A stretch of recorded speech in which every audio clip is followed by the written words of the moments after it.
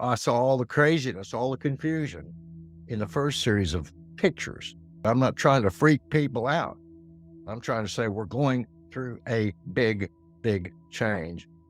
And there's a reason for it. We can't change the chaos the world's going through now. And the reason we're going through it, one simple reason. Hi, Gary. Thanks for. And I'm honored to be with you. I really appreciate the opportunity. This happened when I was 29, 1977. I was traveling a lot in a band, had to take some time off the road, quit the band. But that evening when I went back to my apartment, a little duplex with my roommates, within about an hour of talking, I started feeling what other people were going to ask and say. I went to sleep that night, or tried to. I couldn't sleep at all. My mind was racing like never before. My roommate came walking in, reading the morning newspaper, and I saw the headlines through his eyes. I walked down to the store about a couple hours later, and everybody I passed on the sidewalk, I could feel what they were thinking about. Unsolicited. It was bizarre. But at the same time, I felt this protection. I felt these guardian angels. I felt something was watching over me. They seemed to name themselves the monitors. I never saw them, except one time, which I'll explain. But I kept feeling them. Then all of a sudden, I felt this real warmth around me, just millisecond. What? Opened my eyes, and there's this huge light shining down on me. It looked like a spotlight. And I thought, wow, if I had a ladder, I could touch it. It's 6 feet up above me. It was physical. I could see it. And I looked around at all these people watching me, and none of them acknowledged this huge light coming down. I couldn't understand it, but I didn't care. I looked back up at the light. Then it appeared as a crystal table about this thick. And as I looked through it, I saw these palms of these 7 monitors, these 7 beings looking down at me, and this light's coming down through their hands, and I was just amazed.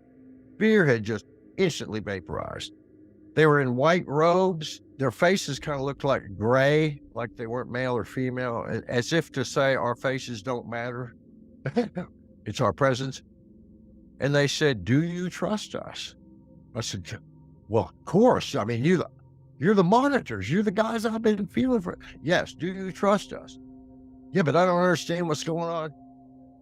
"Do you trust us?" One voice, 7 of them. Pedestrians and people who had been watching me or watching me talk to something, as far as they concerned, ain't there. It was the most real thing I've ever seen.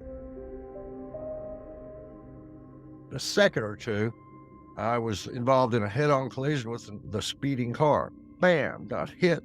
The car in all directions like a balloon. Not like an arrow, but like a balloon. I saw an accident. I saw the whole city of Austin, Texas, a little dot. I saw the whole earth contract within inside me because I'm expanding. Now my body's down there on Guadalupe Street, people hollering, screaming, and freaking out. Planets, galaxies, expanding bigger and bigger and bigger. Went through the solar system, went through the whole universe, got to the edge of the universe, went outside of it. And in the book, I described what I felt like was a level of consciousness that I call the colors, seemed to name itself that. It's a level of consciousness that when we come in at birth, we go through this level of the colors that gives us the ability to use our natural human senses and brain to understand who we are and where we came from. We get to choose whether to do that or not. But I'm expanding beyond this. I went through the colors. I went to the edge of the universe. I felt like I was popped out of it, and it was a starry sky, and there's infinite universes, and that's the one I came out of. And then this whole infinite universe is rolled up kind of like a tunnel of light. And it's really a good explanation. And I felt like I was shot through it and came out on the other side. But by this time, I had no awareness of me. It was pure sensation. Awareness of me stopped about the time I saw my body tumbling over the car and started expanding. And I was in this blue infinite void that was unbelievably peaceful and beautiful, and it was infinite mind. And one of the many, many things I realized, and this is the most important one, infinite mind is completely unlimited. Nothing can constrain it, control it. It's all possibilities over all time and space, either manifested physically or not, but there's no limitation. And there's nothing that can pose a limitation on it. And it's completely unbiased. It has no bias. And either it existed, which it does, and everything exists, or it wouldn't have existed and nothing would exist. There's no in between, either infinite or nothing.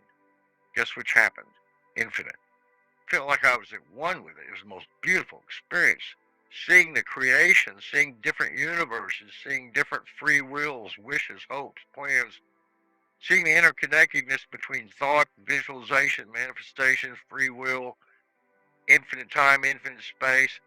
I could go on and on and on. It was like you just grok it. You just get it. You don't,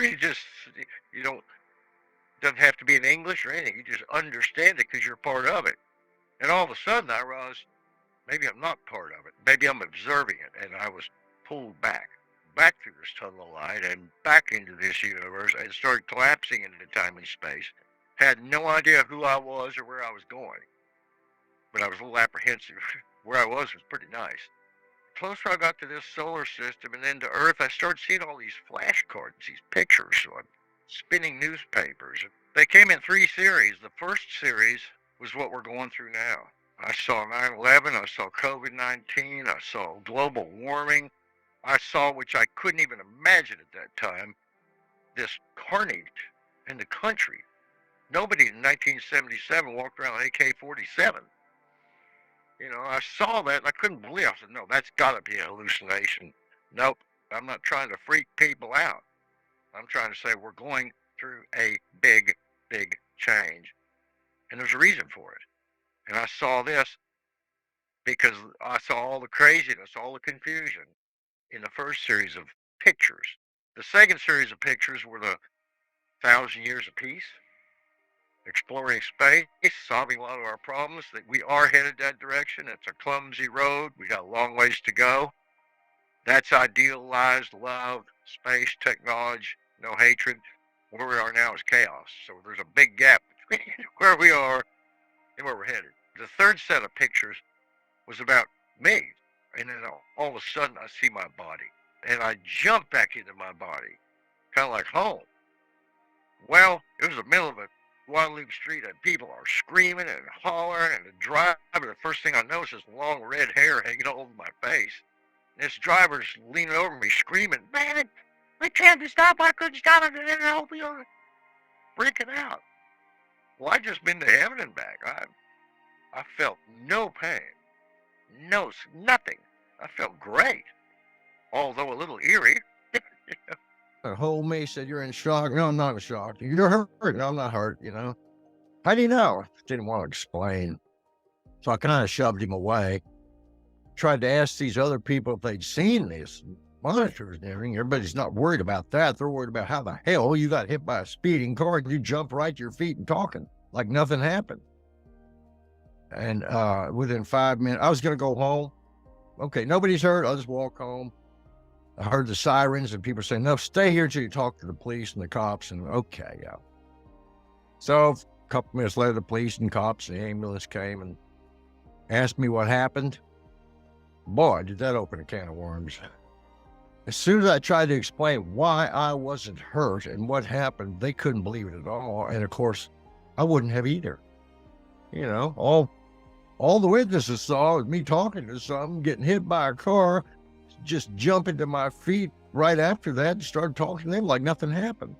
And I tried to explain to the cops and the ambulance and well, they couldn't let me walk home. Like nobody could understand what I was saying, and I wouldn't have believed me either, to be honest with you. Anyway, they took me to the hospital, x-rayed me, wasn't hurt at all, no damage at all. There was a guy that walked in from the emergency room, and I knew him. I'd had premonitions about him. I knew his name, knew where he went to school. He was a psychiatrist. He starts asking me what happened. I started explaining it, and he said, I've heard about this, never seen anybody that's gone through this. I said, you are now. He asked me a couple questions, and I explained to him about some personal things with he and his son and rearranging the furniture last week and his wife not liking the cutting down the floor space. He said, "How did you know that?" I said, "I know everything. I knew his name. I could tap into anything. The thing is, I couldn't turn it off. That's what had freaked me out. It was enjoyable, but it was too much." And so he finally said, "Look, we're going to have to commit you to a psychiatric hospital. You know, what you're saying, what you're acting like, we just can't let you just walk home, And my attitude was sort of, no problem. I don't care. I just been to heaven, man. I can't. I felt like these people were grounding agents. The cops, police, ambulance, emergency room put me in a 10-day mandatory commitment to a psychiatric hospital here. I didn't resist at all. All the patients are calling me Mr. Smiles. I'm happy all the time. I'm playing piano for them. I'm entertaining. I spent 10 days there, and at the end of 10 days, the psychiatrists all get together. They talk to me, and they decide whether I'm going to have to stay another 10 days or I'm okay. And I said, "Look, I know you folks don't believe what I went through, but I'm not changing my story. You're a psychiatrist. You ought to study this. Look at the record. I didn't even get a scratch, didn't get hurt, knew I wouldn't. If you can find a better theory than I got, I'm all ears." Good question. And that's the one thing I did not know for a while. From the moment that happened to this day, there's no way I can deny what happened. But I did ask over and over, why me? Why me? Why me, universe? No complaints. The most beautiful experience anybody could ever have. Why I got this beautiful experience. And all of a sudden I felt these guides, the monitors, were near me. I didn't see them, but they shot a beam of light in my head like a laser. And at the same time, they started speaking in that same one deep James Earl voice, low, deep voice. They started explaining this at the same time I was reading it in my mind, like trailer at a movie, the end of a movie, the credits disappearing in the distance, rolling out. And they basically said, you had this experience because you wanted it. You were always curious. You wanted to know. You asked. You were always learning. You were studying psychic ability, reading Edgar Cayce, modern philosophy. You're doing everything you can to expand your knowledge. And so we took you. We showed you. We brought you back. You could handle, ask questions, period. Ask and you shall receive. You don't get everything, but the more you ask and the more you ask your guide to help you and the more you expand your consciousness and your umbilical cord, that we all had a unique one. But also, there's only one place we came from, infinite mind, and only one place to return to, infinite mind. Everything in between that is a experience in separateness in some form or another. So I feel like the luckiest person on the planet because of the experience and because they finally told me why I had it. Never occurred to me, curiosity. So people, 100 years, and there are so many images I saw so quickly that oftentimes I don't recognize them until I see the incident. I can't lay out for certainty exactly what's going to happen when. There was so much information so fast. We can't change the chaos the world's going through now. And the reason we're going through it, one simple reason. We all have to see the holes in the boat, the flaws in ourselves and in our systems before we can fix them. The opportunity that life is giving us to see what needs to be fixed so we can fix it. We get to pay attention and heed the call or ignore it. It's that opportunity or to ignore it. It's that simple. Choice, choice, choice. And I always say the most powerful thing in human nature is free will, because we get to choose how we see things, how we perceive things. It ain't our situation. It's how we perceive it. Because how we perceive it, how we look at it, means how we're going to act and react. And either make it worse or better or move out of Dodge or make it change. Absolutely. So in spite of all the chaos we're going through, I really do encourage people to, not freak out. The world is going through a big change. We're part of it. Don't freak out. Don't limit yourself on how much power and light you can bring to yourself as a protection. But if you don't put a raincoat on and you walk outside, you're going to get wet. To people is, first of all, there's unlimited potential in our mind, soul, heart. There's no limit to how much we can grow spiritually and psychically and mentally. I became aware of that in a split second in 1977. I never even thought about it. But when I touched infinite mind and felt like I was there for infinity and came back to Earth only a second later, but having gone through one of the most incredible experiences ever. So yeah, I realized from that moment forward, our power, our psychic and spiritual and emotional power, we gain on it, we grow, not to get a gold star from God, but to make stuff work better in life, here, now, with us, with ourselves, with relationships. Example, 12 years ago, I was looking for my keys, had an appointment, frantically going from one room to the next, pulling drawers out. And then I went, this is nuts. This frantic searching is not going to find my keys. I've been at it for 10 minutes, no closer. So I thought, okay, higher mind, synapses in my brain, soul guides, y'all get together, just kind of pull me to the keys. It'd be a lot easier. It's a win-win. This ain't working. I didn't know if it would work or not, but I knew if I didn't try it and give it a shot, I'd never know, right? So I went from my office back into the kitchen, poured myself a cup of coffee and looked over, and there's my damn keys. I put them on the microwave, I guess, and they fell off, and I picked them up. And as I've told other people, the first thing I felt when I picked them up is this. The keys kind of said to me, because I talk to my guides, and I ask them to talk to me all the time. The keys said, well, Gary, we can't walk, but your system works. Think about it. I'm 75. I'm kind of disabled. I can barely walk sometimes, and I certainly don't need to go walk around and look for stuff. So every time I'm missing something, I just think about it.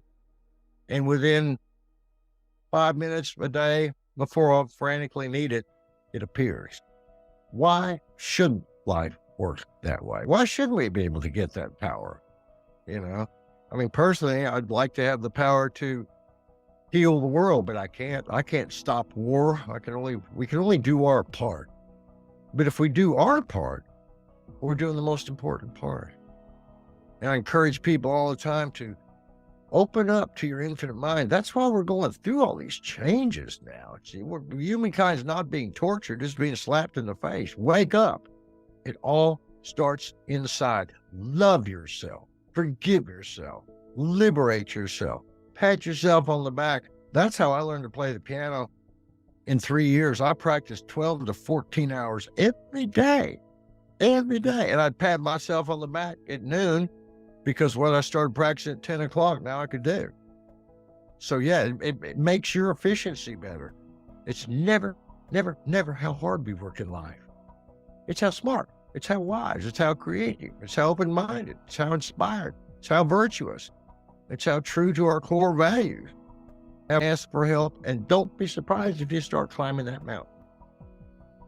Watch GaryWimmer.com, lithomancy.com. You'll find me.